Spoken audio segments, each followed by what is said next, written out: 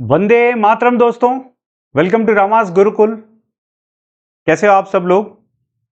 स्वागत है आपका रामास गुरुकुल के इस ऑनलाइन प्लेटफॉर्म पर। तो स्टार्ट करते हैं। आज का जो टॉपिक है वो काफ़ी इंपॉर्टेंट है। देखो, पॉपुलेशन ज्योग्राफी की जो है थ्योरीज से रिलेटेड है, तो आपको ये जो है ध्यान में रखना है कि यहाँ पर अपने सिलेबस में कौन कौन सी है सबसे पहले तो वो, और उसके बियॉन्ड हम क्या पढ़ सकते हैं वो भी मैं आपको बताऊंगा। ठीक है, तो सबसे पहले तो अपन जो है सिलेबस में क्या है वो देख सकते हैं। डेमोग्राफिक ट्रांजिशन थ्योरी हमने कर ली है, राइट। और जो थ्योरीज ऑफ जो है ग्रोथ है उसमें हम देखें कि माल्थस एक अपनी है, सेडलर एक है और रिकार्डो एक है। ये तीन जो थ्योरीज हैं वो अपने सिलेबस में स्पेसिफिकली मेंशन्ड है। ठीक है, तो ये तो अपने को करनी ही है। ठीक है, तो स्टार्ट करते हैं थ्योरीज ऑफ पॉपुलेशन करके। हम पढ़ते हैं सबसे पहला जो अपन पढ़ते हैं वो पढ़ते हैं अपन थॉमस रॉबर्ट माल्थस की थ्योरी। माल्थस आपको पता है काफी इंपॉर्टेंट है। रॉबर्ट माल्थस जो हैं, इन्होंने फर्स्ट सिस्टमैटिक जो है इंफॉर्मेशन दी किसके ऊपर? पॉपुलेशन के ऊपर। ठीक है, किसमें? अपने एसे के अंदर में दी थी। एसे क्या था? Malthusian principle of population. Essay का नाम क्या था? माल्थुसियन प्रिंसिपल ऑफ पॉपुलेशन, है ना। माल्थुसियन प्रिंसिपल ऑफ पॉपुलेशन का जो एसे है इसके अंदर में फर्स्ट सिस्टमैटिक जो है पॉपुलेशन के ऊपर जो है इन्होंने थ्योरी दी थी। ठीक है, it was based on naturalistic है। इट वॉज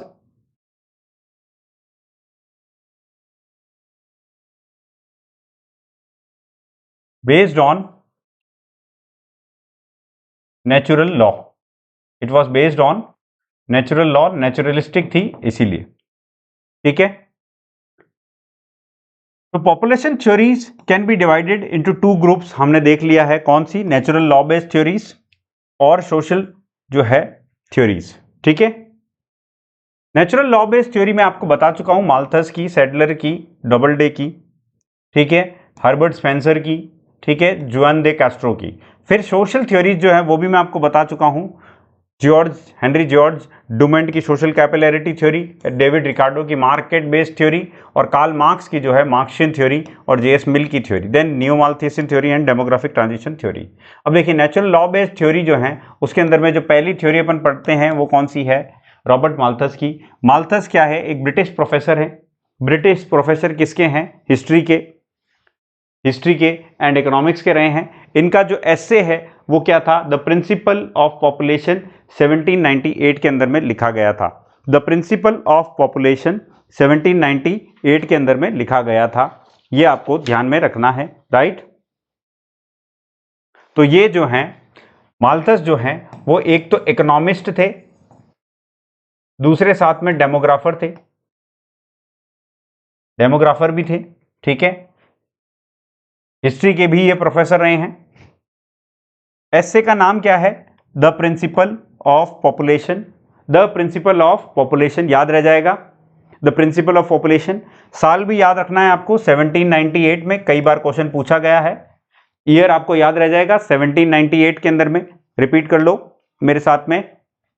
ठीक है, इनकी जो थ्योरी थी वो क्या थी? It was based on the empirical observation. ठीक है, कहां की? वेस्ट यूरोपियन कंट्री की। वेस्ट यूरोपियन कंट्री का एक एक्सपीरियंस था जिसके आधार पर इन्होंने जो है एम्पिरिकल थ्योरी जो है दी थी। ठीक है, तो ये याद रखना है। अगेन, इनकी जो थ्योरी है वो क्या है? अनुभवजन्य जो थ्योरी है, सिद्धांत है, और ये सिद्धांत किसके ऊपर आधारित है? पश्चिमी जो यूरोपियन कंट्रीज हैं उनके ऊपर आधारित है। और ये एक जो है हम बोल सकते हैं कि निराशावादी यानी कि पेसिमिस्टिक थ्योरी है। ये एक एंटी प्रोटोनैटलिस्ट थ्योरी है। ये सारे कीवर्ड्स हैं जो एग्जाम में आपको स्टेटमेंट्स में मिलेंगे, तो मेक श्योर इनको आप उस तरीके से पढ़ें। ठीक है, और साथ साथ में जो बिल्कुल जो पार्वती जैसे कर रही है कि टाइप कर रही है, कमेंट में ये टाइप कर लिया करो, so that you would be easier, मतलब कि इजीली रिकॉल कि हाँ ये हमने क्लास में एक ईयर था जो हमने पढ़ा था। तो कमेंट बॉक्स में ये जो है आप कर दीजिए। अब जो है इसके दो एजम्पशंस देखते हैं। देखो, दो एजम्पशन क्या थे? बहुत ही इंपॉर्टेंट एजम्पशन थे। सबसे पहला क्या था? Food is necessary food is necessary किसके लिए? For the existence of man, यानी कि मानव के अस्तित्व के लिए क्या बहुत अत्यावश्यक है? वो है भोजन। मानव के अस्तित्व के लिए क्या आवश्यक है? भोजन। दूसरा इन्होंने क्या बोला? Passion between two sexes, passion between two sexes is necessary and will remain relevant in the present time as well, है ना? आप समझिए, पॉपुलेशन इंक्रीज तभी होगी ना when there would be love between two people, ठीक है, ऑफ अपोजिट सेक्सेस, ठीक है। So that is why he took one as an assumption that the passion between two sexes is necessary and will remain nearly, ठीक है, in this present stage also. Third जो इन्होंने बोला था वो ये बोला था, ये लिख लीजिएगा, ये लिखा हुआ नहीं है I guess, the law of diminishing return, the law of diminishing return जो है will be applicable,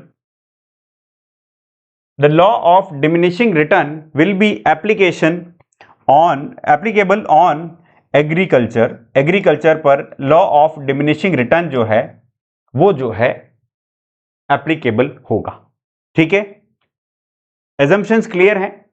उसके बाद में नेक्स्ट जो हम बात करते हैं, इन्होंने क्या बोला था? इन्होंने ये बोला था कि जैसे कि फूड की बात करते हैं तो जो फूड है वो एपी यानी कि arithmetic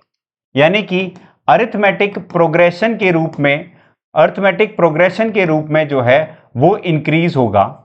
the food will increase in the form of arithmetic progression, यानी कि सिंपल सा है, माधुरी दीक्षित का 1 2 3 4 5 6 7 8 9 10 11 12 13 है ना, तो वो गिनती जो है इसी तरीके से माल्थस को भी याद हो गई थी जब माधुरी दीक्षित का उसने डांस देखा होगा और उसने बोला होगा अच्छा फूड तो जो है ऐसे ही इंक्रीज होगा।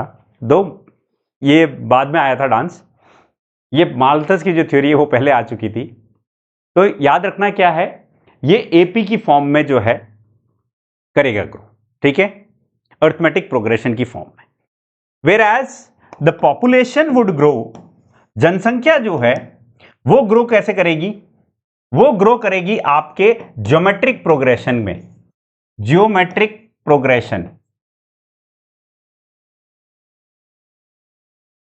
प्रोग्रेशन का मतलब क्या है? पहले 2 की पावर 2, फिर उसके बाद में 2 की पावर जो है 3, 2 की पावर 4, 2 की पावर 5, इस तरीके से जो है वो डबल होती जाएगी, ठीक है। Got it? तो इस फॉर्म में जो है आपका क्या फॉर्म होगा? पॉपुलेशन ग्रो करेगी। यानी कि इन्होंने साफ क्या बोला था कि जो फूड है that would B growing slowly, यानी ये वाली जो लाइन है कौन सी? ये आपकी क्या है? फूड की ग्रोथ की लाइन है, ठीक है, जो स्लोली ग्रो कर रही है। whereas the population would grow exponentially, population जो है एकदम exponentially, and there would be a greater gap between the population and the resources like the food. तो इन्होंने ये बोला था एक समय आएगा जब पॉपुलेशन इतनी बढ़ जाएगी कि उनके खाने के लिए कुछ बचेगा ही नहीं, और जब खाने के लिए बचेगा नहीं तो पॉजिटिव और नेगेटिव चेक्स हम देखेंगे तो वो उनमें से कौन सा ऑपरेट करेगा आपको भी पता चल जाएगा कि नेचर जो है वो अपना जो है एक्ट लेगा एंड उसके बाद में क्या है पॉपुलेशन कम हो जाएगी, ठीक है। सो यहां पर साफ जो है शब्दों में ये बताया था, एक तरफ ग्रोथ ऑफ पॉपुलेशन और दूसरी तरफ ईयर, ये डायग्राम याद है, क्लियर हो जाएगा, ठीक है। अब देखिए एजर्शन की बात करते हैं, कौन कौन से ऐसे जो हैं एजर्शन है जिनके ऊपर इन्होंने बल दिया था। सबसे पहला, जो पावर ऑफ पॉपुलेशन है टू रिप्रोड्यूस, ये इंडेफिनेटली ग्रेटर है, मतलब ये असीमित है, बहुत है। पॉपुलेशन जो है मतलब मानव चाहे तो बहुत ज्यादा पॉपुलेशन को पैदा कर सकता है, असीमित जो है बेसिकली उसके पास में अपार संभावना है, ठीक है।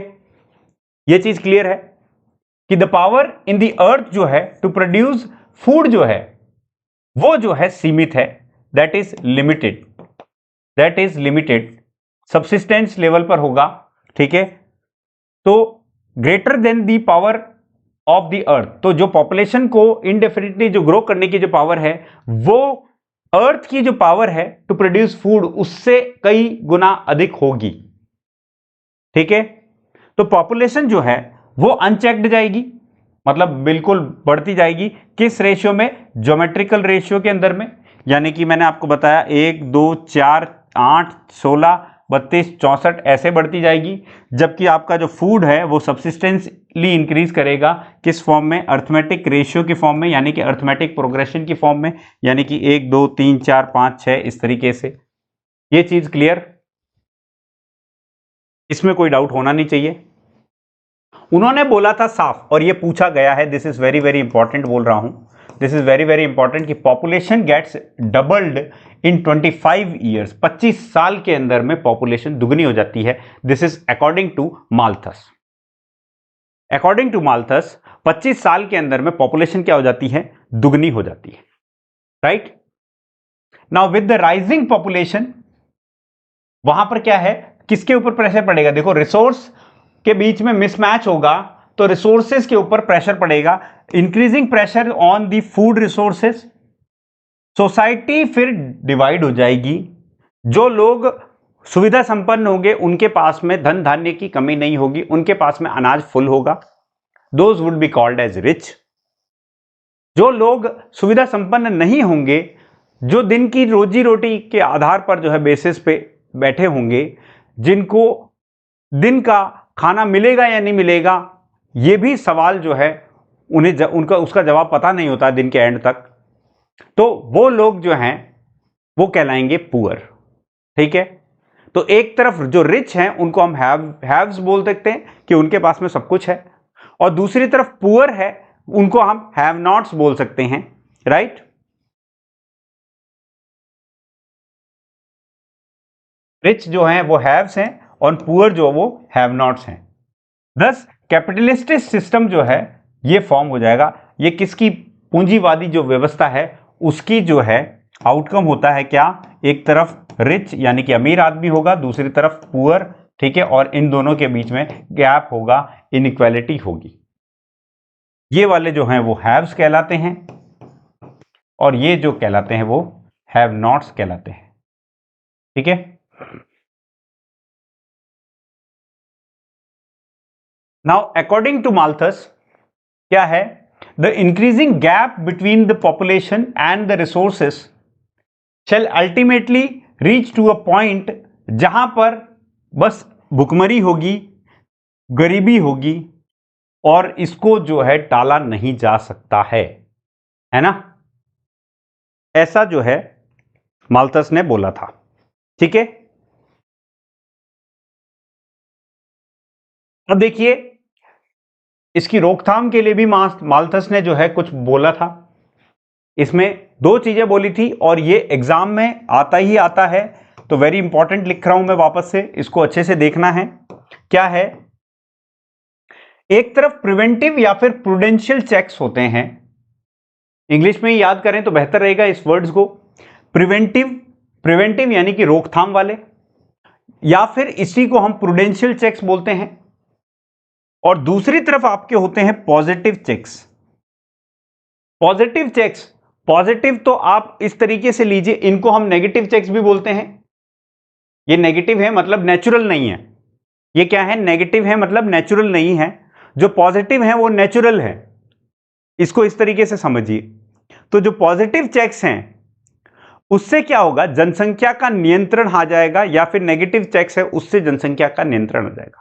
और पॉजिटिव चेक्स में माल्थस ने क्या क्या मेंशन किया, देखो, फमीन यानी कि लैक ऑफ फूड, भुखमरी, डिजीज यानी कि महामारी, जैसे कोरोना आ गया, कोविड आ गया, ये क्या है, ये मतलब दो मानव जनित है लेकिन स्टिल ये नेचर की जो है वो क्या है, मतलब आप समझिए कि नेचर का जो है कहर है जो मानव पर जो है बरपाया गया है। वेरी गुड इवनिंग कुसुम। सो ये आपको याद रखना है क्या, कि पॉजिटिव चेक्स जो हैं उसमें क्या क्या इंक्लूड होते हैं, देखो मेरे साथ में रिपीट करोगे। Famine, that is the lack of food itself. Then disease, यानी कि महामारी, पेंडेमिक, एपिडेमिक, ये सब वर्ड अगर आ जाएं तो that would be similar to this itself, लेकिन माल्थस ने एग्जैक्टली डिजीज वर्ड यूज किया है। उसके बाद में युद्ध, यानी कि वॉर्स जो हैं, ये भी इसने जो है बताया क्या है, पॉजिटिव चेक्स की श्रेणी में रखा हुआ है, वॉर्स, ठीक है। एंड फाइनली जो है गरीबी, गरीबी जो है वो सबसे बड़ी महामारी है ऐसा बोला जाता है। सो गरीबी would be also considered as what, positive checks. Whereas अब देखो उस समय माल्थस बहुत ही आगे था, अपनी सोच से, अपने समय से बहुत आगे था। इसीलिए आप देखो इन्होंने प्रिवेंटिव चेक्स में किन किन को रखा है। सबसे पहले तो उसने बोला कि मानव जो है अपनी जो इंद्रियों पे काबू पाए, मोरल रिस्ट्रेंट्स जो हैं उनको अपनाएं। मोरल रिस्ट्रेंट्स मतलब अपनी कामनाओं पर, इच्छाओं पर, है ना, काबू पाएगा तो डेफिनेटली पॉपुलेशन डबल नहीं होगी, ठीक है। दूसरा उसने ये बोला कि देखो पॉपुलेशन के बढ़ने का कारण क्या होता है, शादी होती है, ठीक है, शादी होती है तो बच्चे होते हैं। तो सबसे अच्छी बात क्या होगी, उसने एक बताया, वो क्या बताया कि आप डिलेड मैरिजेस करवा दो, देरी से शादी करवाओगे तो एक्चुअली क्या होगा, मान लीजिए कोई एक तो 20-25 में ही किसी की शादी हो जाती है, तो वो अपने प्राइम जो है फर्टिलिटी एज में होती है और बच्चे जो हैं इजीली पैदा होते हैं, राइट, मतलब एफर्ट्स नहीं लगाने पड़ते हैं ज्यादा, ठीक है। मेडिकली ये एक एज ग्रुप है जहां पर है। लेकिन आप डिलेड मैरिजेस अगर आप कर देंगे तो आप देखो 30 से 40 के बीच वाले जो होते हैं, जब शादी होती है तो उनकी जो पॉपुलेशन होती है वो कम होती है because of the that medical fertility, biological fertility issue itself, कि वो फर्टाइल एज इतनी नहीं होती है, राइट, होती है लेकिन अगेन उसमें उन्हें ज्यादा एफर्ट्स लगते हैं और मेडिकल जो है इश्यूज आते हैं। यही देखो आप सिंपल सा अगर देखें तो पारसी का जो एग्जांपल अगर अपन ले अपने इंडिया के अंदर में, तो जो पारसी लोग होते हैं वो क्या करते हैं, अब लड़का और लड़की सब एक समान होते हैं। एक तो सबसे पहले वेल एजुकेटेड होते हैं पारसी लोग, और आप देखिए ऑन एन एवरेज अगर आप पारसी लड़की को देखेंगे तो उसकी शादी जो है 30 या फिर 35 प्लस में ही शादी होती है। यही कारण है कि इंडिया के अंदर में जो है पारसी की पॉपुलेशन एकदम से जो है सबसे लो है, इतनी लो है कि अब उन्हें कंजर्व करने की बात आ जाएगी, है ना, कुछ इस तरीके से। ये जो है इन्होंने क्या बोला, सबसे पहला जो कारण बताया पॉजिटिव चेक में वो बताया मोरल रिस्ट्रेन आप जो है लगाइए। मोरल रिस्ट्रेन कैसे होगा, एक तो आप डिलेड मैरिजेस कर दो, उसमें मोरल रिस्ट्रेन आ जाएगा अपनी भाव में। दूसरा क्या है भाई, शादी ही तो जो है पॉपुलेशन ग्रोथ का कारण है, तो आप ब्रह्मचार्य अपना लीजिए, है ना, न रहेगा बांस न बजेगी बांसुरी, ठीक है। तो सिंपल सी बात यह है कि सेलिबेसी भी उन्होंने उस समय बोला ब्रह्मचार्य। फिर उसके बाद में इन्होंने कुछ वाइसेस भी बताए। वाइसेस मतलब कुछ ऐसे अकृत्य जो नेचुरली जो है सोसाइटी के अंदर में हम जो है नहीं अडॉप्ट करते हैं, सोसाइटी के अंदर में वो अडॉप्टेड नहीं थे उस समय भी। तो ऐसे वाइसेस क्या थे वो आप देखो, ये तो थे मोरल रिस्ट्रेन, पहली जो कैटेगरी थी वो थी मोरल रिस्ट्रेन की। दूसरी जो कैटेगरी है वो आपके वाइसेस की है, उसमें परवर्टेड सेक्सुअल बिहेवियर, है ना, जो छिछोरापंथी जो होती है उसको ये प्रमोट करते हैं कि परवर्टेड सेक्सुअल बिहेवियर, ठीक है, that would be fine for them to control, ठीक है। एडल्ट्री एक बहुत ही, मतलब आप समझ रहे हो एडल्ट्री वर्ड आज की डेट में जो है न्यूज में, मतलब 2-4 साल पहले आया है प्रॉपर लोगों के मतलब जहन और दिमाग में, ठीक है, जब सुप्रीम कोर्ट ने एडल्ट्री को जो है इलीगल से लीगल बना दिया। एडल्ट्री क्या होती है, एडल्ट्री क्या होती है कि जैसे कि आपने क्या है शादी किया और उसके बाद में आपके कुछ संबंध जो है बाहर किसी फ्रेंड से या किसी और से होना, दैट इज एडल्ट्री। अब देखो एडल्ट्री से ये कैसे बता रहे हैं कि पॉपुलेशन चेक होगा। देखिए सिंपल सी बात ये है कि जब हम घर में जो है रिलेशंस रखते हैं तो यूजुअली हम कुछ ऐसे प्रोटेक्टिव मेजर्स हैं वो यूज में नहीं लेते हैं, ठीक है। जिसको जो है बर्थ कंट्रोल के लिए यूज में लिया जाता है, लाइक कॉन्ट्रासेप्टिव्स, ठीक है। लेकिन अगर आप किसी और से संबंध बना रहे हैं तो उस सिनेरियो के अंदर में आप प्रोटेक्शन यूज करेंगे, ठीक है, आप कॉन्ट्रासेप्टिव्स यूज करेंगे और आप इंश्योर करेंगे कि कहीं से भी बेबी का बर्थ ना हो जाए। सो एडल्ट्री जो है वो भी उन्होंने उस समय बताया, आप समझ रहे हो 1798 के अंदर में। So again I told you कि he was very forward in his time itself, ठीक है। और यही कारण है कि इन्होंने जो है इसको वाइस की कैटेगरी में रखा कि आम आदमी भी सोच नहीं सकता है, वो इन्होंने जो है बता दिया कि ये भी एक पॉपुलेशन कंट्रोल का मेजर हो सकता है कि आप जो है दूसरे अनैतिक संबंध जो है वो स्थापित कर लीजिए, ताकि आपको कम से कम क्या है कि फिजिकल नीड्स कंप्लीट हो जाए और आपका जो है बर्थ कंट्रोल बना का बना रहे। देन उसके बाद में बोल रहे हैं इन्फेंटिसाइड। आप देखो एक सोशल इविल को भी ये प्रमोट कर रहे हैं, एक सोशल इविल को प्रमोट कर रहे हैं इन्फेंटिसाइड, के बच्चा पैदा होते ही मार दो, ठीक है। नाउ दिस इज अगेन आप देखो कि he is telling a birth control measure itself कि हो गया, चलो गलती से हो गया तो यू जस्ट किल इट, लेकिन this is not good at this moment in this society now. लेकिन उस समय ही थॉट अबाउट इट, और इसीलिए इसको वाइस की यानी कि जो है ऐसे अकृत्य जो कि नेचुरल नहीं है। देन आप देखो बर्थ कंट्रोल को अडॉप्ट करने के लिए इन्होंने बोला उस समय जब लोग जो है बर्थ कंट्रोल के बारे में छोड़ो, फैमिली प्लानिंग के बारे में भी नहीं जानते थे, तो बर्थ कंट्रोल तो दूर की बात है ना। पहले लोग क्या करते थे, भाई जितना आए और आने दो कोई दिक्कत ही नहीं है ना। हमने पढ़ा भी था, हमने क्या पढ़ा था, ठीक है, कि पॉपुलेशन जो हमने डेमोग्राफिक थ्योरी पढ़ी थी उसके अंदर मैंने पढ़ा था ना कि बेसिकली क्या है, लैक ऑफ एजुकेशन जो है और लोग जो है लेबर समझते थे, वहां पर लाइफ एक्सपेक्टेंसी कम थी पहले स्टेजेस में, तो उस वजह से जो है ज्यादा पॉपुलेशन ग्रो हो रही थी। So he considered birth control and then abortion. Again medically इतने एडवांस नहीं थे सारी सोसाइटीज उस समय, लेकिन still he said for the abortion, he said for the adoption of the birth control measures like contraceptives, ठीक है, जो उस समय इतना प्रिविलेंट नहीं थे, राइट। और मॉडर्न मेजर्स तो डेफिनेटली नहीं थे जो बर्थ कंट्रोल के हैं। तो ये आपको याद रहेगा, एक तरफ पॉजिटिव चेक्स और एक तरफ जो है प्रिवेंटिव या फिर negative checks. Preventive checks, prudential checks या फिर नेगेटिव चेक तो एक ही बात है, पॉजिटिव चेक या तो है तो वो अपना एक बात है, ठीक है। ये चीज क्लियर है, तो आगे बढ़े, राइट। अब यहां पर देखो क्रिटिसिज्म भी है। क्रिटिसिज्म क्या है, लोग बोलते हैं कि इनकी जो अवधारणा है वो केवल और केवल जो है एक चीज पे बोली है। इन्होंने क्या बोला, passion between sexes is necessary and would be relevant in present time also. लेकिन आप देखो, क्या लव कुछ नहीं होता, क्या बेनेवोलेंस कुछ नहीं होता, क्या एक दूसरे के लिए सिर्फ फिजिकल नीड्स ही होती है? ऐसा क्रिटिसिज्म जो है हुआ कि कुछ सोशल नीड्स भी होती हैं, कुछ सोशल डिजायर्स भी होते हैं, सिर्फ बायोलॉजिकल डिजायर के लिए मैरिज नहीं होती है ना। कुछ जो है सांसारिक जो है जीवन में जब रहना होता है तो हम सामाजिक जो है भावनाएं हैं उनको भी ध्यान में रखते हुए जो है चीजें करते हैं, जैसे कि शादी। इसीलिए मैरिज को एक सोशल इंस्टीट्यूशन बोला जाता है सोशल ज्योग्राफी के अंदर में, ठीक है। सो हिज बेसिक प्रीमाइस जो है ये क्या है, on the passion between the sexes has been questioned, कि ये तो एकदम गलत है।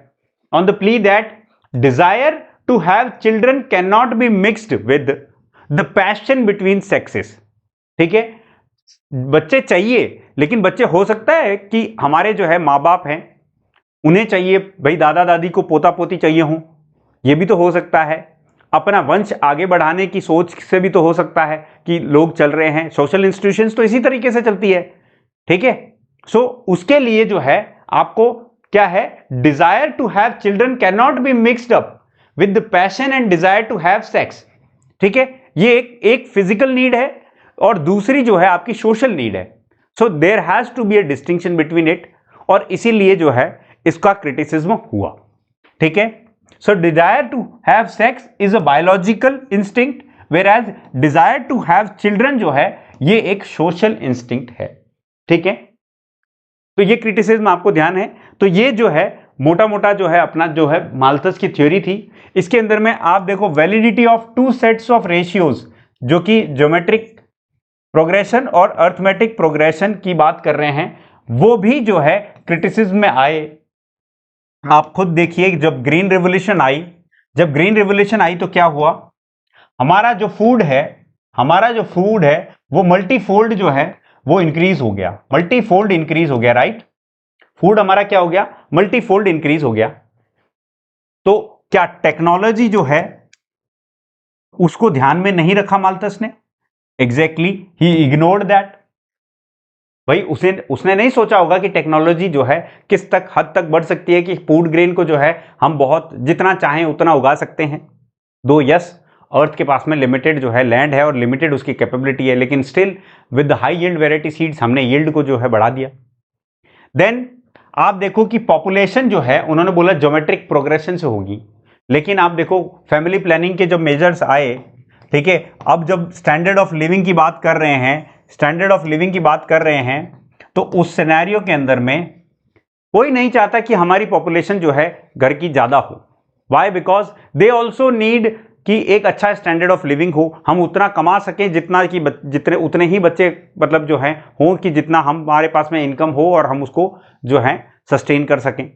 तो ये भी एक क्रिटिसिज्म रहा है उनका, ठीक है। तो ये थी अपनी जो है माल्थस की थ्योरी। तो माल्थस की थ्योरी में कोई डाउट है तो बताइए, माल्थस की थ्योरी में कोई दिक्कत नहीं है?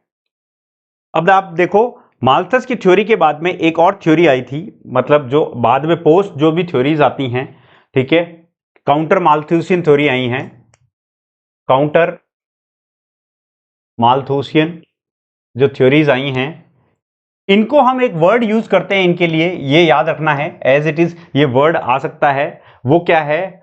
कॉर्नुकॉपियंस। कॉर्नुकॉपियंस हम वर्ड यूज करते हैं, कॉर्नुकॉपियंस, ठीक है। कॉर्नुकॉपियंस कौन है?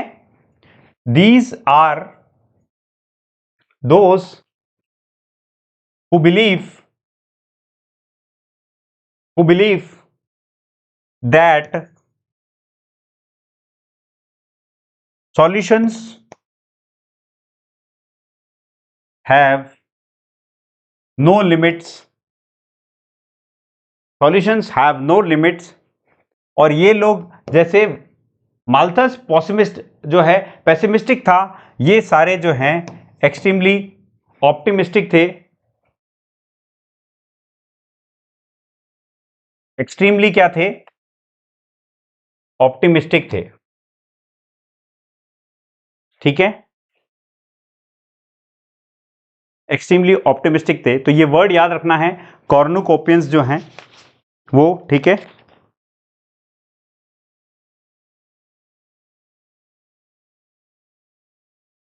नेक्स्ट हम बात करते हैं Michael Thomas Sedler. Michael Thomas Sedler, ठीक है, ये एक ब्रिटिश इकोनॉमिस्ट थे। ये क्या थे? एक ब्रिटिश इकोनॉमिस्ट थे, और इन्होंने एक लॉ दिया, वो था सेडलर्स लॉ ऑफ पॉपुलेशन। क्या दिया? सेडलर्स लॉ ऑफ पॉपुलेशन। इनकी जो थ्योरी है उसको हम किस नाम से जानते हैं? Density theory. इनकी जो थ्योरी है उसको हम किस नाम से जानते हैं? Density theory. इन्होंने क्या दिया, जो सेडलर का जो लॉ है, उन्होंने क्या बोला कि मैन हैज टेंडेंसी, मानव की जो है एक टेंडेंसी है टू इंक्रीज द नंबर, अपनी जो पॉपुलेशन है उसको इंक्रीज करने के लिए, and the existing density of the population. मतलब मैन की जो टेंडेंसी है, इसको ऐसे समझें, man's tendency to grow its population is inversely proportional to density, is inversely proportional to density। या यूं मैं बोलूं कि जो पॉपुलेशन ग्रोथ है that is inversely proportional to density.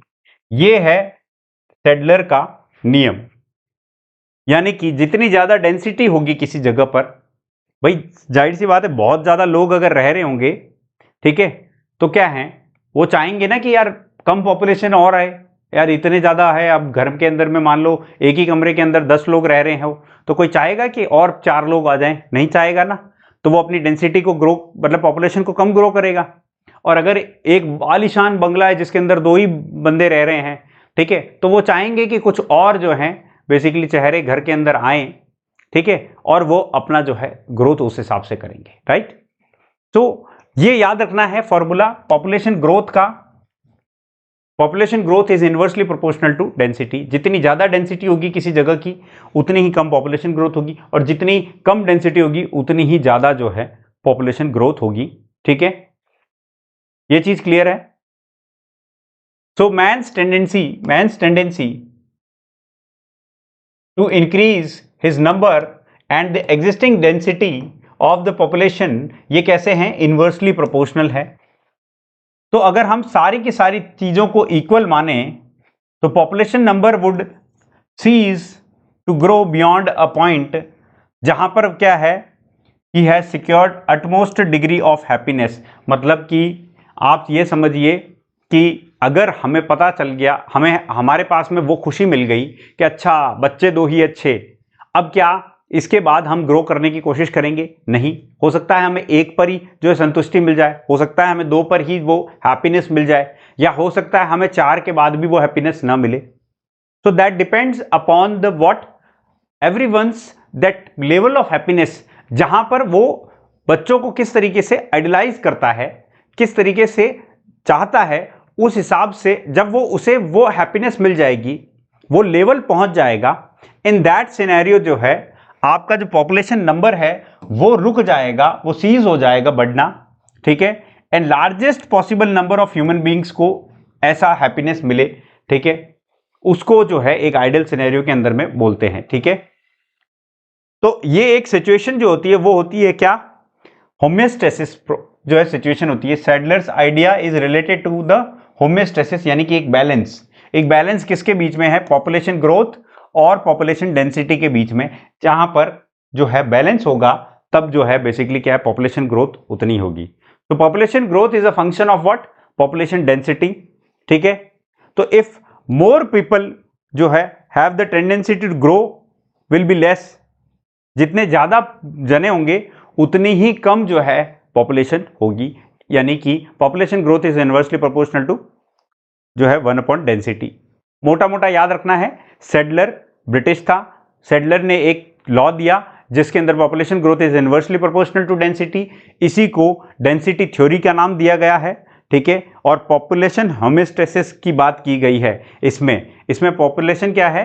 Homeostasis की बात की गई है, ये याद रखना है। ये थी अपनी पॉपुलेशन जो है थ्योरी किसकी? माइकल थॉमस सेडलर की। तो इसमें कोई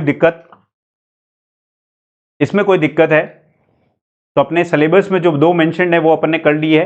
अब मोटा मोटा अपने को देखना है और फटाफट आगे बढ़ना है, ज़्यादा मतलब डेप्थ में जाने की जरूरत नहीं है, सिर्फ हमें देखना है कि इसने कौन सी थ्योरी दी थी और क्या था एग्जैक्टली उसके अंदर, ठीक है। तो थॉमस डबल डे मैंने क्या बोला था? Double diet. तो डाइट थ्योरी जो है इन्होंने क्या दी थी? डाइट थ्योरी दी थी, डबल डाइट करेंगे। तो ब्रिटिश इकोनॉमिस्ट थे ये भी एंड सोशल फिलोसोफर थे, ठीक है। इन्होंने पॉस्टुलेट क्या दिया कि man increase in number is inversely proportional to what? Food supply. तो इसने पॉपुलेशन ग्रोथ को क्या बोल दिया? इनवर्सली प्रोपोर्शनल है किससे? फूड सप्लाई से। इन्होंने फूड सप्लाई से जोड़ दिया, इसीलिए इनका जो है डाइट थ्योरी नाम जो है डाइट थ्योरी है, right. When increase in number is inversely proportional to population, ठीक है। तो जितनी अच्छी फूड होगी, जितनी ज्यादा फूड सप्लाई होगी, उतनी ही कम पॉपुलेशन जो है ग्रोथ होगी, राइट। जितनी कम फूड सप्लाई होगी, मतलब फूड सप्लाई कम का मतलब क्या हुआ? फमीन, भुखमरी आ गई। भुखमरी आएगी तो गरीबी आएगी, गरीबी आएगी तो लाइफ एक्सपेक्टेंसी कम होगी, लाइफ एक्सपेक्टेंसी अगर कम होगी तो आदमी कम मतलब ज्यादा पॉपुलेशन को जो है ग्रो करेगा, बिकॉज पता नहीं कितने बचेंगे, जैसा अपन ने स्टेज 1 डेमोग्राफिक थ्योरी के अंदर में देखा था, ठीक है। सो दस area with the better food supply shall record slow increase in their population. ठीक है, in all societies a constant increase in the population takes in the areas with the worst food supply. Naturalist theory जो है वो हम देखते हैं Josu दे कास्ट्रो ने जो थ्योरी दी थी उसको हम क्या बोलते हैं, प्रोटीन थ्योरी बोलते हैं। उसे हम क्या बोलते हैं, प्रोटीन थ्योरी बोलते हैं। इन्होंने क्या किया था, डबल डे को सपोर्ट किया था, या अब फूड था वहां फूड की जगह इन्होंने रिप्लेस करके क्या कर दिया, प्रोटीन कर दिया। इसीलिए इसको प्रोटीन थ्योरी बोलते हैं कि मतलब जो अच्छे लोग होंगे, जो रिच होंगे, उनके पास पनीर खाने के लिए मस्त होगा, उनके घर में रोज पनीर बन सकता है। लेकिन जो गरीब लोग हैं वो पनीर अफोर्ड नहीं कर सकते। पनीर मतलब प्रोटीन, राइट। तो जितना कम प्रोटीन होगा उतनी ज्यादा जनसंख्या होनी चाहिए, ठीक है। So higher the intake of protein reduces the fecundity. जितना ज्यादा प्रोटीन खा सकते हैं, मतलब ये साफ साफ बस इसका कोई रिलेशन नहीं है, ये सिर्फ ये बोल रहा है कि ठीक है तुम अमीर हो तो तुम्हारे बच्चे कम होंगे, तुम गरीब हो तो तुम्हारे बच्चे कम होंगे। बिकॉज अमीर ही पनीर को अफोर्ड कर सकता है और गरीब पनीर को अफोर्ड नहीं कर सकता है, ठीक है। तो गरीबी मतलब ज्यादा बच्चे, अमीरी मतलब कम बच्चे, ज्यादा प्रोटीन मतलब ज्यादा कम बच्चे, कम प्रोटीन का इंटेक मतलब कम बच्चे ज्यादा बच्चे, ठीक है। ये चीज क्लियर है, ठीक है। सो वाइल लो प्रोटीन जो होगा वो रेज कर इंटेक कर देगा रेस, ठीक है, और उसकी वजह से क्या होगा, हाई जो है पॉपुलेशन ग्रोथ होगी। लेकिन यहां पर कोई भी साइंटिफिक बेसिस नहीं है, ठीक है। मन में आया आज एक ख्याल कि हम जो है आज जो है प्रोटीन करेंगे। मान लो यार आजकल अभी ट्रेंडिंग में अगर कुछ हो गया, मान लो सोयाबीन ट्रेंडिंग में है, ठीक है, तो अपन क्या करेंगे, अच्छा चलो ठीक है सोयाबीन वाली थ्योरी दे देते हैं। तो ये कुछ वैसे ही थे कैस्ट्रो साहब कि उनके मन में प्रोटीन का ख्याल आया, उस वक्त उनको पनीर खाने की इच्छा हुई होगी और उन्होंने बोला कि अरे यार पनीर तो हम ही खा सकते हैं, गरीब तो खा ही नहीं सकते हैं, हम एक थ्योरी दे देते हैं कि हम जो खा रहे हैं वो क्या है, पनीर है। तो basis of the belief that the density of the population and proportion of protein intake जो है उनके बीच में कोई वैसा नहीं है, ठीक है, सीधा सीधा कोई संबंध नहीं है, ये क्रिटिसिज्म था। फिर फेकंडिटी मैंने आपको बता ही दिया, ठीक है। It depends upon the nutrition of the diet, specially higher the protein intake reduces the fecundity. मतलब फेकंडिटी मतलब बच्चा पैदा करने की जो क्षमता भी है, भाई जिसके शरीर में प्रोटीन अच्छा होगा वो महिलाएं स्वस्थ बच्चे को भी तो जन्म देगी ना। और अगर एक स्वस्थ बच्चा पैदा हो गया तो वो दूसरे की डिजाइन नहीं करेगी, दूसरे की भी कर ली तो तीसरे की नहीं करेगी, तो एटलीस्ट एक लेवल तक तो आएगा। तो कुछ हद तक जो है ये ठीक ठाक थी, ठीक है थ्योरी। देखो कि हर्बर्ट स्पेंसर की जो थ्योरी है वो भी क्या है, एक नेचुरलिस्ट थ्योरी है ना। हर्बर्ट स्पेंसर भी ब्रिटिश फिलोसोफर रहे हैं, ठीक है। सर्वाइवल ऑफ द फिटेस्ट, आपने ऑफ द फिटेस्ट ये जो है किसने दिया था, हर्बर्ट स्पेंसर ने दिया था, ह्यूज डार्विन ने किया था बाद में, ठीक है, right. So according to the Spencer यहां पर द रिप्रोडक्टिव कैपेसिटी जो है वुमेन की particularly suffered a natural decline, कब, व्हेन इंडिविजुएशन और personal development claimed more time and energy. इसको आप समझिए,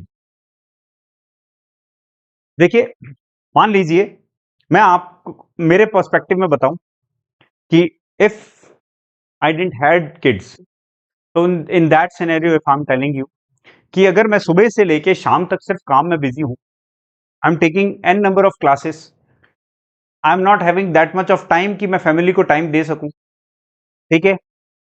तो क्या फैमिली प्लानिंग हो सकती है? नहीं, उसके लिए एक सर्टेन टाइम डिवोट करना पड़ेगा, ठीक है। सिमिलरली आप देखिए कि जो वर्किंग वुमेन्स हैं, आप देखिए उन्हें घर का काम भी करना पड़ेगा, then they will go for the work itself, वहां का काम करके घर जाते हैं तो तब भी उन्हें काम करना पड़ता है। That means what, there most of the time the most of the energy is consumed by the work itself.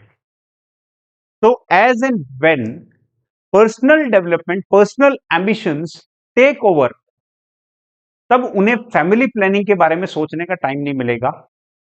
आप देखिए जो वर्किंग वुमेन्स होती हैं वो चाइल्ड बर्थ के बारे में बहुत लास्ट में सोचती हैं, बहुत बाद में, कि चलो फैमिली प्लानिंग कर लेते हैं, ठीक है। तो ये चीज जो होती है, ये हर्बर्ट स्पेंसर ने बोला कि जो आपकी जो इकोनॉमिक नीड्स हैं, जो इकोनॉमिक एस्पिरेशंस हैं, जो पर्सनल डेवलपमेंट के एस्पिरेशंस हैं, they take over the biological needs. ठीक है, तो यहां पर क्या बोल रहा है, जो रिप्रोडक्टिव कैपेसिटी है, जो महिलाओं की जो है प्रजनन क्षमता है पर्टिकुलरली, वो कम कब हो जाती है, ठीक है, उसमें गिरावट कब देखने को मिलती है, जब व्यक्तिगत या फिर व्यक्तिगत विकास में अधिक समय और ऊर्जा लगती है। और देखिए फिकंडिटी जो है ensured slow increase in the population. ये जो डिक्लाइन हुआ है ना फिकंडिटी के अंदर में, यानी कि आप देखो कि एक महिला जब काम कर रही है तो अब वो सोचेगी कि मेरा करियर बनाना है तो मुझे 25 से लेकर के 30 साल की उम्र में बच्चा नहीं चाहिए, राइट।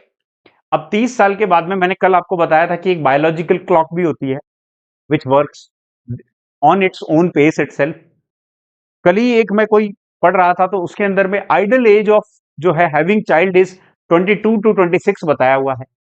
नाउ उसके बाद आप देखो कि अगर 25 से 30 हो गया है, now they would face very much of difficulty itself. अब ऐसा होगा कि 100 में से 30% महिलाएं तो मतलब जो है बिल्कुल मतलब कि आप समझ लिए कि बच्चा पैदा ही नहीं कर पाएंगी, ऐसी सिचुएशन में भी पहुंच चुकी होंगी। कुछ 10 टू 20% है जो आईवीएफ के थ्रू जो है आई मीन मेडिकली जो है कर सकती हैं। ठीक है, सो आप देखिए यहां पर क्या हो रहा है, फिकंडिटी जो रेट है वो आपकी डिक्रीज होने की वजह से अब आपका जो पॉपुलेशन का जो इंक्रीज है वो भी स्लो डाउन हो चुका है। ऐसा कौन बोल रहा है, ऐसा मैं नहीं बोल रहा हूं, ऐसा स्पेंसर बोल रहे हैं, ठीक है, हर्बर्ट स्पेंसर बोल रहे हैं। So according to Spencer man's interest in reproduction जो है ये कमजोर कब हो जाएगा, जब वो डिवोट करेगा अपने लिए, अपनी एम्बिशंस के लिए, अपने ड्रीम्स के लिए, अपने पर्सनल और साइंटिफिक डेवलपमेंट के लिए। ठीक है, मोर टाइम कब देगा, जब वो personal scientific and economic developments में हो जाएगा, है ना। सिंपल सी बात है, इतनी भागदौड़ भरी जिंदगी के अंदर में जब सुबह उसको उठ करके 7 बजे निकलना है और पता चलना है 9 बजे ऑफिस पहुंचना है, ठीक है, वो सोचो वो 5 4 5 बजे से तो वो उठ करके नहाएगा धोएगा खाना पीना खाएगा और तैयार होगा, फिर वो आधा रास्ते के अंदर में रहेगा। ठीक है, 2 से 4 घंटे मेट्रो लाइफ तो बहुत बिजी होती है। सो अगर वो मेट्रो लाइफ में है, सो अल्टीमेटली व्हाट, क्या वो बात करेगा, ठीक है, कब, फोन पे ही बात करेगा, जब बीच में उसको लंच का टाइम मिलेगा तभी बात कर पाएगा अपनी प्रियतमा से, राइट। उसके बाद में सी देन वो लेट नाइट 9 से 10 के बीच में घर वापस पहुंचेगा। ठीक है, जब इतना दिन भर काम दौर करके अब वो जब थक गया है, now do they have energy, नहीं होगी ये सोचने के लिए कि फैमिली प्लानिंग करनी है। सो अल्टीमेटली व्हाट, उसका वो एक रूटीन बन जाएगा and in that scenario basically क्या है, रिप्रोडक्शन जो है वो वाला जो पॉपुलेशन ग्रोथ को लिए रेस्पॉन्सिबल है वो वीकन हो जाएगा। यानी कि आपकी जो फिकंडिटी है and the rate of fertility है, ये डिपेंड किसके ऊपर कर रही है, आपके लाइफ में कितनी परेशानियां हैं, जटिलताएं हैं, कॉम्प्लेक्सिटीज हैं उसके अंदर। ठीक है, तो हर्बर्ट स्पेंसर ने जो है थ्योरी दी थी, वो क्या दी थी, बायोलॉजिकल थ्योरी दी थी। और इस बायोलॉजिकल थ्योरी के अंदर में हर्बर्ट स्पेंसर ने क्लियरली बोला था कि लाइफ में जितनी समस्याएं होंगी उतनी ही कम पॉपुलेशन ग्रोथ होगी, क्योंकि फर्टिलिटी रेट क्या है उसी के अनुसार बदलेगी। ठीक है, तो फिकंडिटी रेट को अगर ऐसे बोलूं, कैसे, फिकंडिटी रेट तो आप समझ गए होंगे आप, fecundity is inversely proportional to life complexity. अगर मैं मैथमेटिकल कोई फॉर्मूला आपको दूं तो क्या हम इस सूत्र के अंदर में इसको ढाल सकते हैं, राइट, बता सकते हैं ना ये चीज। तो ये थी अपनी कितनी नेचुरलिस्ट थ्योरी। अब जो सेकंड ग्रुप ऑफ थ्योरीज हैं वो आपकी क्या आ गई, सोशलिस्ट थ्योरी। अब इनमें जो मेजर मेजर नाम है, देखो जो सिलेबस में नहीं मेंशन्ड है उसको हम थोड़ा सा जल्दी करेंगे, क्विकली करेंगे, ज्यादा समझने की जरूरत नहीं है, इसने ये थ्योरी दी, इसने ये थ्योरी दी, देन दैट्स इट। तो हम जो है क्विकली करेंगे, हेनरी जॉर्ज की बात करते हैं। हेनरी जॉर्ज अब यहाँ अमेरिकन इकोनॉमिस्ट है और सोशल रिफॉर्मर है। ठीक है, he advocated that unlike other living things the increase in the man's number involve increase in his food as well.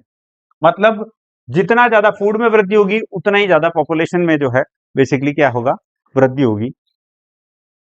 ठीक है, नहीं, increase in man's number involve the increase in his food as well, मतलब population growth बढ़ेगी कैसे, जैसे जैसे food का growth भी होगा, ऐसा ये बोल रहा है। यानी कि अगर किसी के सामने जो है लाइफ और डेथ का इश्यू आ जाए, लाइफ और डेथ का इश्यू आ जाए, अगर जो है डेंजर ऑफ एग्जिस्टेंस जो है मैन के सामने अराइज हो जाए, मतलब फूड नहीं होगा तो भूखे मरेंगे, तो आदमी क्या सोचेगा, यार घर में 2 ही बच्चे सही है, तीसरा या चौथा अगर हो गया तो हमें नहीं खाने को मिलेगा, है ना। सो वहां पर सिंपल सा बात है, उसने कोरिलेट क्या किया है, जॉर्ज ने फूड से डायरेक्टली कोरिलेट किया है। ठीक है, not from the ordinance of the nature but from the social maladjustment, मतलब फूड वगैरह जो है उससे। ज्यादा समझने की आवश्यकता है नहीं, बस याद रखना है जैसा फूड होगा वैसी पॉपुलेशन ग्रोथ होगी, जितना ज्यादा फूड होगा उतनी पॉपुलेशन ग्रोथ होगी, इसने ऐसा बताया डायरेक्टली। आर्ट्स ने डुमोंट की बात करते हैं। डुमोंट की जो थ्योरी है वो थ्योरी क्या है, social capillarity theory. Social capillarity theory, बस इतना सा याद रखना है, based upon the study of the population growth of France. बस इतना ही बहुत है इसके बारे में, और ज्यादा जरूरत जानने की है नहीं। सोशल कैपिलैरिटी थ्योरी है, किसने दी, आर्ट्स ने, डुमोंट ने दी। किसके ऊपर बेस्ड है, फ्रांस के ऊपर बेस्ड है, पॉपुलेशन ग्रोथ के, दैट्स इट। क्या थ्योरी दी, क्यों दिया, अपने कोर्स में नहीं है, we will not deal with that. Then आप देखिए कार्ल मार्क्स। कार्ल मार्क्स जो है बहुत ही इंपॉर्टेंट पर्सन है। आप देखो माल्थस और कार्ल मार्क्स ये दोनों ही जो हैं हमेशा कॉन्फ्लिक्ट में रहे हैं। ठीक है, और इनकी दोनों की जो थ्योरी है वो बहुत इंपॉर्टेंट रही है, लेकिन अपने सिलेबस में अगेन कार्ल मार्क्स नहीं है। ठीक है, वेरी गुड इवनिंग तरुणा। सो थोड़ा बहुत मोटा मोटा जान लेते हैं कि इसने क्या बोला था। इसने बोला था जनरल थ्योरी ऑफ कम्युनिज्म दी थी। इसने क्या बोला था कि जो सारे फसाद की जो जड़ है वो है कैपिटलिज्म, यानी कि पूंजीवाद। पूंजीवाद ही एक तरफ हैव नॉट्स को खड़ा करता है, एक तरफ हैव्स को खड़ा करता है, एक तरफ पुअर को खड़ा करता है, एक तरफ रिच को खड़ा करता है, और उनके बीच में इतनी गहरी खाई खोद देता है कि वो कभी भर नहीं सकती है। और इसका भरने का एक ही तरीका है। यहां पर क्या हो रहा है, जो रिच है वो ओनर्स ऑफ प्रोड्यूसर हैं, वो ओनर्स ऑफ प्रोडक्शन हैं, यानी कि फैक्ट्रियों के मालिक हैं। ठीक है, और जो पुअर है वो क्या है, सीकर्स ऑफ वेजेस हैं, यानी कि दिहाड़ी मजूरी के लिए जो है वो काम कर रहे हैं। तो एक तरफ ओनर्स जो हैं वो क्या है, अपनी फैमिली प्लानिंग करते हैं, अपने स्टैंडर्ड ऑफ लिविंग के बारे में सोचते हैं, अपने एजुकेशन के बारे में सोचते हैं, अपने हेल्थ के बारे में सोचते हैं। इस वजह से वो केवल 1 या 2 बच्चे पैदा करते हैं और कंसेंट्रेशन ऑफ वेल्थ की तरफ जाते हैं कि उनकी जो वेल्थ है वो आगे बटे नहीं। तो वो तो रिच जो है वो getting richer, poor is getting poor. Why, because poor ये सोचता है कि अगर मेरे घर के अंदर में 10 लोग होंगे, 10 हाथ होंगे, और अगर 10 हाथ होंगे तो वो 10 लोग मजदूर बन के मेरे, अगर मैं एक जना जो है 1000 रुपया लेकर के आ रहा हूं तो 10 जने 10,000 रुपए लेके आएंगे और मेरी फैमिली जो है अच्छे से खा पी जाएगी। वो सोचता है तो चलो पॉपुलेशन प्रोडक्शन करते हैं, एकदम क्रिकेट टीम खड़ी कर देते हैं ताकि अपने घर के अंदर ही हम आईपीएल शुरू कर दें। ठीक है, तो मजदूर ऐसा ही सोचता है, और इस वजह से क्या होता है, ये एक विशेष साइकिल होती है कि वो कभी गरीबी की साइकिल से बाहर आ ही नहीं सकता है, और ये जो गहरी खाई है वो कभी भरती नहीं है, इनइक्वालिटी कभी भरती नहीं है। लेकिन कार्ल मार्क्स ये बोलता है कि आप जो है इसको, इस दीवार को जो है वो पाट सकते हो, गिरा सकते हो, किससे, एक रिवोल्यूशन से। एक रिवोल्यूशन से इस कैपिटलिस्ट सिस्टम को हटा सकते हैं, और वो रिवोल्यूशन जब हम करेंगे तब हम किससे जो है इसको कर सकते हैं, हम कम्युनिज्म के थ्रू। ठीक है, इसको खत्म कर सकते हैं। हम कम्युनिज्म में जो है लेबर्स को, लेबर्स के द्वारा रन जो है गवर्नमेंट्स के थ्रू, उनको इक्वल राइट्स दे सकते हैं, और उसके अनुसार जो है बेसिकली ऐसी कुछ उसने बोला था, मोटा मोटा अगर मैं बात करूं तो। जनरल थ्योरी ऑफ कम्युनिज्म जो है वो कार्ल मार्क्स ने दी थी, मेटीरियलिज्म से रिलेटेड है। डायलैक्टिकल मेटीरियलिज्म एक वर्ड यूज किया है, ये डायलैक्टिकल अप्रोच, डायलैक्टिकल अप्रोच जो है मतलब जो है मेटीरियलिज्म मतलब संसार के सुख। तो 2 क्लास डेवलप हो जाती है, एक अमीर दैट इज रिच, दूसरी पुअर। अमीर जो होते हैं वो owners of modes of production होते हैं, फैक्ट्रियों के मालिक होते हैं, दे एंड अप प्रॉफिटिंग, उनके पास में सरप्लस वैल्यू होती है, सरप्लस जो है इनकम होती है, और ये जो सरप्लस है वो क्या करते हैं, एक्सचेंज वैल्यू से माइनस करके सब्सटेंस वैल्यू कर देते हैं। अब ये जो सब्सटेंस वैल्यू है वो किसको मिल रही है, इसको मिल रही है लेबर को, क्योंकि लेबर जो होता है वो पुअर होता है। लेबर क्लास जो होती है अर्न करती है, वेजेस करती हैं, दिहाड़ी मजदूरी करती हैं, और वो अपनी पॉपुलेशन ग्रोथ के थ्रू जो है इसको बढ़ाने का प्रयास करती है। तो कार्ल मार्क्स के अकॉर्डिंग जो पॉवर्टी और मिजरी है, गरीबी और जो है बेसिकली दयनीय स्थिति है, ये किसके आउटकम है, कैपिटलिज्म के आउटकम है। और इस सिस्टम में इसको खत्म करना है तो हमें कैसा सिस्टम चाहिए, कैपिटलिज्म को हटा करके हमें क्या लाना पड़ेगा, कम्युनिज्म लाना पड़ेगा, कम्युनिज्म लाना पड़ेगा। ठीक है, मार्क्सवाद बोलते हैं जिसे हम। ये चीज मार्क्स की थ्योरी है, मोटी मोटी समझ में आई कि नहीं आई बताओ, ये चीज समझ में आ गई, कार्ल मार्क्स। तो नेक्स्ट जो थ्योरी है वो समझते हैं डेविड रिकार्डो की, ये अपने कोर्स के अंदर में है तो इसको याद रखना है, वेरी वेरी इंपॉर्टेंट है ये। He accepted Malthusian principle, Malthus का जो प्रिंसिपल है उसको इसने एक्सेप्ट किया, और इसने क्या है, normative model of market system develop किया। याद रखना है इसको, बाजार प्रणाली के जो है मानक मॉडल जो है इन्हें तैयार किए हैं बाजार प्रणाली पर, यानी कि अगेन कैपिटलिज्म के ऊपर ही जो है इसने तैयार किया है नॉर्मेटिव मॉडल। ठीक है, इसने एक एनालिटिकल अप्रोच को फॉलो किया है। ये सारे कीवर्ड्स आपको एज अ स्टेटमेंट की फॉर्म में देखने को मिल सकते हैं, so you must remember these. ठीक है, जितना हो सके इंग्लिश में याद करिए, because these are the standard models. ठीक है, कंसिडर लेबर, इन्होंने लेबर को क्या है, एक एब्स्ट्रैक्ट कमोडिटी के रूप में माना है। ठीक है, एब्स्ट्रैक्ट कमोडिटी के रूप में इन्होंने माना है। अब इसके अंदर में इन्होंने भी एक जो है मार्केट बेस्ड थ्योरी के अंदर में देखो कि क्या दिया है, इन्होंने क्या बोला, एक लेबर है, ठीक है, वो एब्स्ट्रैक्ट कमोडिटी है, डिमांड करेगी ग्रो किसकी, लेबर की। अगर लेबर की जो है डिमांड ग्रो करेगी तब क्या है, there would be upward trend in wages, जैसे जैसे डिमांड ग्रो करती जाएगी वैसे वैसे क्या है, एक लेबर की जो है रोजगार मतलब भत्ता जो होता है वो बढ़ता जाएगा।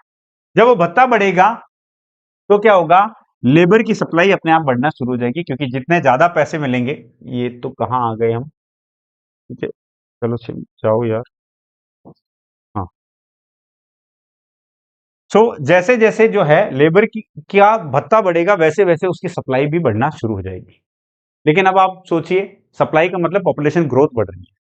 अब अगर पॉपुलेशन ग्रोथ इतनी हो गई, जितनी ज्यादा पॉपुलेशन ग्रोथ होगी, एक स्टेज ऐसी आएगी कि उन्हें क्या है, अब कुछ मिल जाएगा क्या, बहुत ज्यादा लेबर मिल जाएगी। अब उन्हें क्या है, बहुत ज्यादा लोग अनएम्प्लॉयड मिल जाएंगे। तो एक बार तो इक्विलिब्रियम तक तो वेज बढ़ेगी, जब तक लेबर की सप्लाई शॉर्टेज होगी तब तक। लेकिन जैसे ही सरप्लस लेबर होगी वैसे ही क्या होगा, वैसे ही मार्केट के अंदर में वेज की रेट गिर जाएगी। अब आप सोचो, जहां पहले दो हाथ थे और 100 रुपए में वो काम था, एक काम था उसको करते थे, तो उन्हें क्या है आपस में 50-50 में बांट लिया। फिर 3 हुए तब भी उन्होंने 33% करके बांट लिया। लेकिन आप समझिए कि जब 10 लोग हुए, जब 10 लोग हो गए, अब वही काम है करने के लिए, वही काम है, लेकिन अब क्या है, हर एक को 10-10 रुपए ही बट रहे हैं। और हो सकता है 4 लोग बेरोजगार जीरो ही मिले और 6 लोग आपस में अपना जो है बांट ले। यानी कि इक्विलिब्रियम जो है स्टेट आएगी और उसके बाद में लॉ ऑफ डिमिनिशिंग रिटर्न जो है वो ऑपरेट होना शुरू हो जाएगा। अब जैसे जैसे लेबर बढ़ेगी, उसकी पॉपुलेशन बढ़ेगी, वैसे वैसे लेबर की रेट कम होती जाएगी, लेबर की रेट कम हो जाएगी। दिस लीड्स टू व्हाट, अब जितनी कम अगर वेतन होगा, इसका मतलब क्या हुआ, कुछ गरीब होंगे, वो गरीबी में जिएंगे, लाचारी में जिएंगे, है ना। तो बढ़ेगा क्या, पॉवर्टी बढ़ेगी। ये अब ये एक विशेष साइकिल बन जाएगा पॉवर्टी का। ठीक है, यानी कि जो पॉपुलेशन ग्रोथ है that is directly proportional to rate of capital accumulation, ये याद रखना है, रेट ऑफ कैपिटल एक्युमुलेशन। अब देखो वेज लेवल जो है लार्जली डिपेंड किस पे करेगा, आपका जो भत्ता होगा वो किसके ऊपर डिपेंड करेगा, सप्लाई ऑफ लेबर यानी कि पॉपुलेशन ग्रोथ पर। एक्यूमुलेशन ऑफ कैपिटल, कि कितना कैपिटल एक्यूमुलेट कर पा रहे हैं हम, ठीक है, कितना जो है संग्रहित कर पा रहे हैं। अब जैसे जैसे सप्लाई बढ़ेगी वैसे वैसे जो है संग्रहण शक्ति भी कम हो जाएगी, और अगर संग्रहण शक्ति जो है कम हो जाएगी तो अगेन आपका पॉपुलेशन ग्रोथ जो है वो प्रभावित होगा, ठीक है। मार्केट सिस्टम के अंदर में मिजरी और पॉवर्टी, ऐसा किसने बोला, आर नेचुरल इनएविटेबिलिटीज, ये किसने बोला है, रिकार्डो ने बोला है। ये रिकार्डो ने क्या बोला है, इन द मार्केट सिस्टम यानी कि कैपिटलिज्म सिस्टम के अंदर में मिजरी होगी होगी, पॉवर्टी होगी होगी, और इसे कोई टाल नहीं सकता, ऐसा किसने बोला, ऐसा अपने रिकार्डो महोदय ने बोला। और रिकार्डो ने इक्विलिब्रियम स्टेट दिया है जहां पर क्या बोला है, लॉ ऑफ डिमिनिशिंग रिटर्न्स जो है ऑपरेट करता है which leads to universal poverty, ऐसा बोला है किसने, रिकार्डो ने। इन शॉर्ट में आपको ये सारी चीजें मैंने आपको बता दी है। तो ये जो पॉपुलेशन ग्रोथ की जो थ्योरीज हैं उसमें कोई दिक्कत है, डाउट है तो बता दीजिए, बिकॉज अपनी नेचुरल थ्योरीज और सोशल थ्योरीज जो हैं वो कंप्लीट हो चुकी हैं, यही सब कुछ इसके अंदर में लिखा है, ठीक है।